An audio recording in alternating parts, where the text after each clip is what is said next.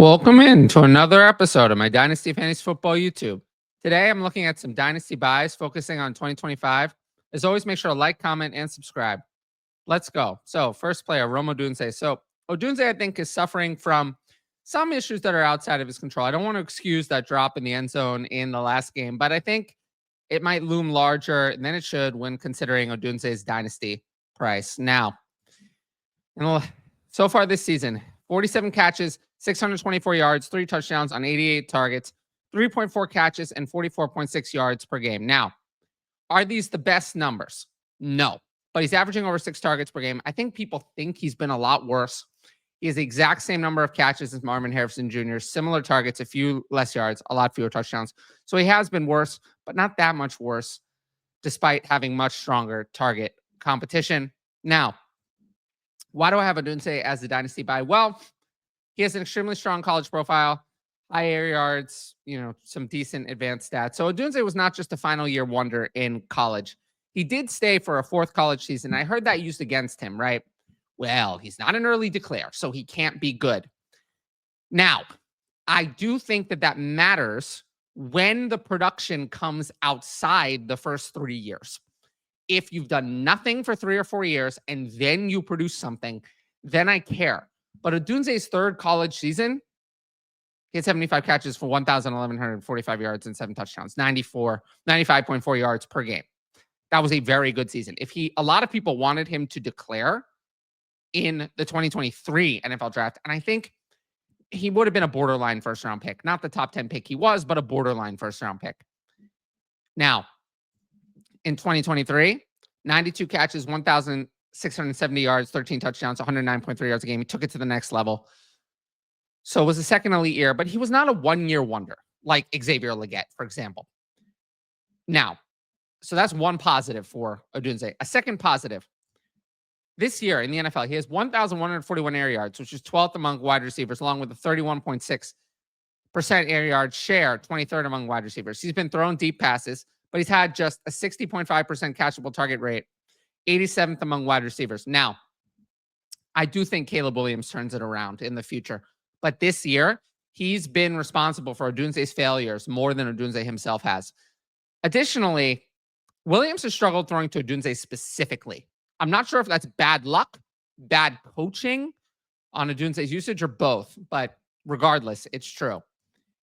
Odunze has 749 unrealized air yards, 2nd among wide receivers. That's an insane amount left on the table. That is not Odunze's fault. That's mostly on Caleb Williams.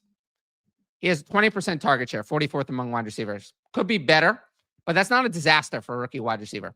Now, how to buy Odunze. It reminds me a lot of JSN, a player who got stuck behind veterans in year 1 in a broken Shane Waldron offense. Now, Odunze and JSN are not similar players. I want to reiterate that. Not similar players. They have nothing in common as the type of wide receiver they are, but their situations are the same.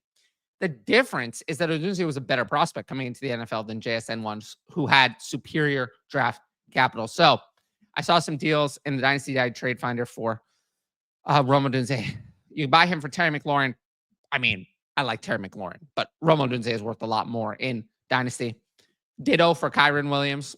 I'd rather have Odunze in Dynasty easily. And then this last one, Odunze, Chris Olave, and a 26-second for Tyreek Hill and Alvin Kamara. I might rather have Odunze than Tyreek Hill and Alvin Kamara in Dynasty, let alone with Chris Olave and a 26-second involved. So Odunze is going off at an insanely cheap price, probably going to be one of my strongest buys throughout the early offseason, and I'm fully in on him for a 2025 breakout. My second player, Tua Tagovailoa. So I feel like we do something interesting with him specifically. Every time he has a bad game, we say that he's bad. And quarterbacks have bad games. That's the wrong way to handle evaluating quarterbacks. Now, this year, he's played 10 games, obviously missed the 4 with a concussion. 73.7% completion, 18 touchdowns, 7 interceptions, 7.3 yards per attempt, 265.2 passing yards a game. He doesn't run. And the touchdowns are a little bit down this year. The yards per attempt, 7.3 is actually not bad. But for him, he was over 8 the last 2 years. It's not that great. But he's been extremely accurate, and he is giving you passing volume.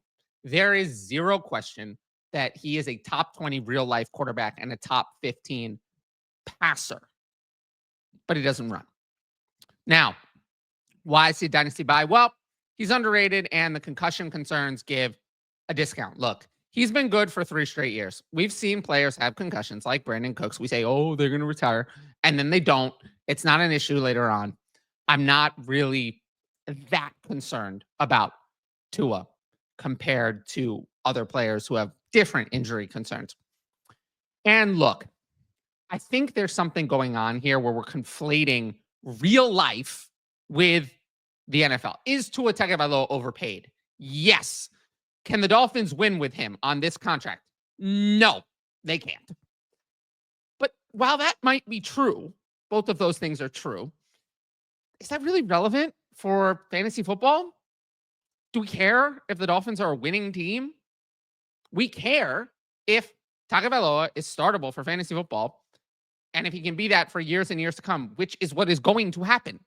He has guaranteed money for years and years and years from now. And he is playing more than well enough to be an NFL starter. So we don't care about all that other stuff. That's not relevant, really, to our purposes. Now, Tagovailoa is so discounted in trades right now. I mean, there are some wild trades in Superflex. So this first one, Tagovailoa, 25 first and 26 first for Jordan Love. Look, Jordan Love is a better quarterback than Tua Tagovailoa. I'd rather have Jordan Love, but not by 2 firsts. I mean, this is the kind of thing that I recommend doing in Superflex. I don't want to go down to the unsure quarterbacks, but if I can go from one franchise quarterback to another and forget even an elite quarterback. I mean, Jordan Love is not an elite fantasy quarterback by any means, and get 2 firsts, I would absolutely do that. So this is an easy one. No brainer. Now in Superflex, you can buy Tua for 26 first and 27 third. You don't even have to give up a 25 first for him. I'd easily do this. And then this last one is crazy to me. I mean, sure, Tyrone Tracy has been a fine player, but he's a 5th round running back who's 25. I mean, Tua in Superflex is worth 3 Tyrone Tracys. It's not close. So for me, I mean, this is just telling me you should go out and make offers for Tua either now or during the early part of the offseason looking toward 2025, because this is a way you can vastly improve your team heading into next year. Now, if you like my YouTube content, you should sign up for the Patreon. Right now, I'm offering a 50% discount at all tiers using the code TylerYT. You get my rankings, access to the Discord, and the ability to ask in advance questions for the YouTube videos. Tiers would normally begin at $6 a month. Now it's $3 a month with that discount and include all of that. And look, if you want to know more about the Patreon, check out my Why You Should Join the Patreon videos on the channel. They detail what I'm offering. And I also have added many things since I recorded those videos. I might do another video detailing what I've added. But I will say that the YouTube will remain limited to buy, sell, stashes, things that do well in the YouTube algorithm. Things that do badly, like rookie content pre-NFL draft, mock drafts of any kind, other types of stuff that won't do well in the YouTube algorithm. I'm going to create Patreon-only content this offseason in a way that I have not done before. I really hope people sign up, but, it'll be there. And I'm always there to help you with your dynasty teams. At the end of the day, that's how I got started doing fantasy football, and that is what I'm best at. So I hope that more people sign up. And with that said, we'll move into my next buy. So my third and final player, Xavier Worthy. I think people are not happy with Worthy. And while he hasn't been in the weekly start-sit conversation, he hasn't been that bad. In fact, he's been coming on stronger lately. So in 14 games, 44 catches, 494 yards, 4 touchdowns, 78 targets, 3.1 catches, and 35.3 yards a game, and 15 carries, 84 yards, 3 touchdowns. Now, these aren't special numbers, but Worthy was a raw prospect. Maybe we shouldn't have expected so much out of his rookie year. Obviously, the 3 rushing touchdowns is really nice. Can we expect that to continue? No. But it shows that the Chiefs have a desire to design plays for Worthy.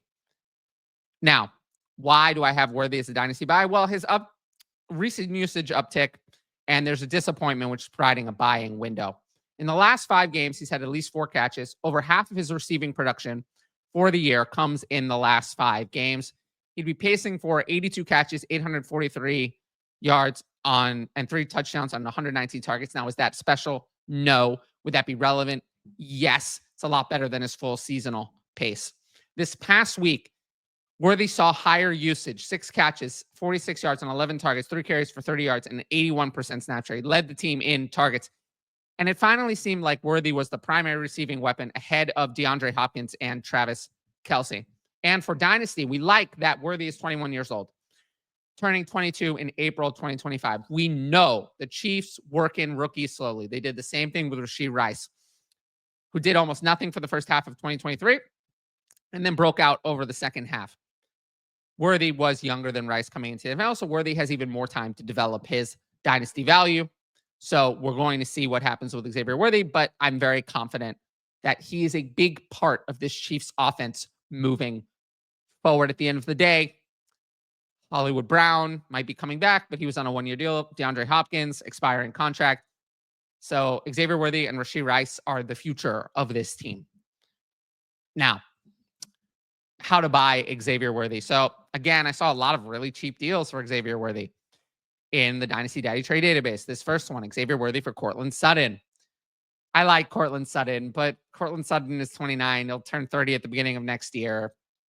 I mean, is Courtland Sutton going to be in this situation again where he's the only receiver on the Broncos? No. So I'd rather have Xavier Worthy, who's almost 8 years younger than Courtland Sutton. This next one maybe is a little bit more fair, but Devontae Adams, Zach Ertz, and 25 for 4th. If you're rebuilding, this might be a good deal if you're rebuilding. I mean, Devontae Adams, 32. Zach Ertz is 34. These are not pieces that you want to carry into a rebuild. So I'd take Xavier Worthy if I'm trading with a playoff team and trades are still open. And then this last one, buy Xavier Worthy for 25-second. This is, I'm not going to get too much into the draft class on here, but I will say this is not my favorite class. So I don't think there's going to be a single player in the second that I'm going to prefer over Xavier Worthy. So I would rather have Xavier Worthy here pretty easily, which makes him a good buy candidate. So there's a big piece of NFL news that dropped last night. Kirk Cousins was benched for Michael Penix. Cousins have been horrible in the last few games. Last game against the Raiders, where he literally couldn't throw, was the last straw. I do like this game against the Giants at home as an opportunity for Penix. Penix is going to be the starter for the Falcons moving forward. That's clear, and it's not going to change. As for Cousins, he's in a weird spot. I mean, he has a no-trade clause and $65 million in dead cap for 2025. The Falcons can use a post-June 1 cut to cut him, but they wouldn't save any money. But they wouldn't lose any 25 cap space, would have $25 million in dead cap for 2026. Could an acquiring team be interested if they think Cousins wasn't fully healthy from the Achilles tear? Maybe, but I'm not sure that will happen. Now, Cousins has a $10 million bonus that fully guarantees on the 5th day of the league year. He's going to be cut before then. So the Falcons don't have to pay that. They're not going to be able to trade him because Cousins can veto any trade and force the Falcons to release him, which will give him the opportunity to choose his destination on a minimum salary, just like Russell Wilson did this past year. Again, I do think Cousins probably gets one last chance to compete for a job. Maybe on the Titans would be the team that I kind of look at, maybe. But I'm not that excited for wherever he goes, for him, for his weapons. But he did look good. Week 1 was bad, and the last 4 weeks were bad. But in the middle of the season, he looked good. So it's not like he was horrible all year. So maybe a team will think he still has something left, but I'm not counting on him in Dynasty. He's not a player I'm interested in at all. And as for Michael Penix, well, I'm excited. We'll see what we get. I wasn't all that in on him, but he has an opportunity to play. And if he does well, he'll be a young franchise quarterback that I'm going to like. Now, a couple of Patreon questions, so we'll jump into those and then close out the show. What's your strategy on trades when your team is in the fantasy playoffs? Are you pushing all your chips in, or are you riding with what got you there? Usually I regret all-in trades. If I'm making one, it has to come at a good value and actually make a real difference. The big thing I'm not doing is making a trade for a marginal upgrade for an okay player. I'm not doing that. I'm not doing that type of thing. So it has to be a real upgrade of some kind. And that depends on the situation, but I'm open to it. I generally find I don't make them too often, but I am open to it. You could be the Jets' general manager for one day. What moves are you making or not making? I'd get rid of Aaron Rodgers. That's all that matters. Yeah. I'd get rid of Aaron Rodgers. I'd do whatever it takes to make Garrett Wilson happy and sign him to an extension. As for the quarterback situation, I don't know what I would do. I'd look at the quarterbacks maybe in the second round of this year's draft, I guess. I don't know. Probably just deal with signing some sort of veteran, say that 2025 is a lost year, and kind of move on from there. But the Jets are in a mess. And I don't know how much hope there really is for them to be good in the short term. And I don't think I would extend Breece Hall. Yeah, I definitely would not pay Breece Hall 15, 16 million a year if that's what he wants. That is for sure. Now, if you liked the video, make sure to drop a like and leave a comment with your thoughts. As always, the best way to support the channel is to subscribe, and don't forget to hit that notifications bell so you can be notified about all my exciting content as it drops. Of course, if you want my best fantasy football advice, it's available on the Patreon, patreon.com/fantasy advice. You can sign up right there in the top right corner. Click that link. Dynasty starts to redraft and more, and you can get a 50% discount at all tiers using the code TylerYT. Every sign up helps support my independent content, and I will say that patrons are what keeps the content going all year. If I did not have patrons, the content on this channel would probably only be 4 months a year during the season. The views are not high enough otherwise. So if you want the YouTube channel to continue during the off season, please sign up for the Patreon.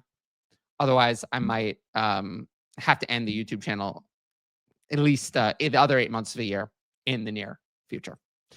But once again, thanks for watching, and I'll see you all later.